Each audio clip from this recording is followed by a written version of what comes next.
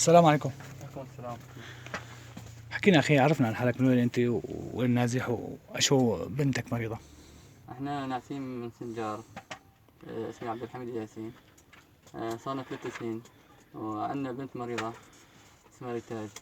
اخذناها على تركيا، سوينا لها عملية شان صمام مضروب فتح القلب. وبعد ما سوينا العملية كان عندها مراجعة، ووضع حلق تعبان.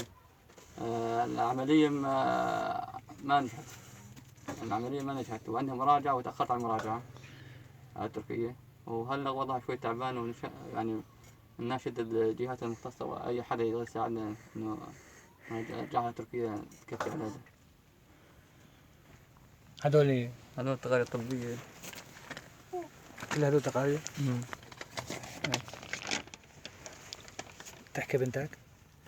ايش اسمك عمو؟ ريتاج. ايش عم بيوجعك يا ريتاج؟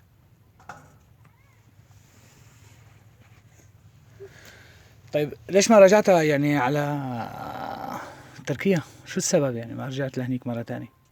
العمدة إنه العمدة ما عندي مصاري أقدر أراجعها. يعني متكلف. تكلفة النقل، يعني أنا بيحولوني من منطقة لمنطقة.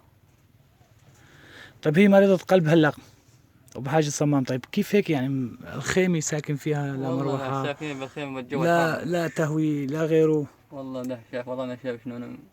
شوف، وعندنا طفل صغير كمان، هاي عمرها شهرين. الجو الحار هذا متنا موت يعني.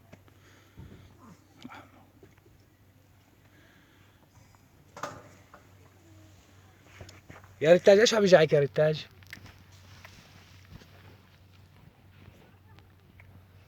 الله يشفيها.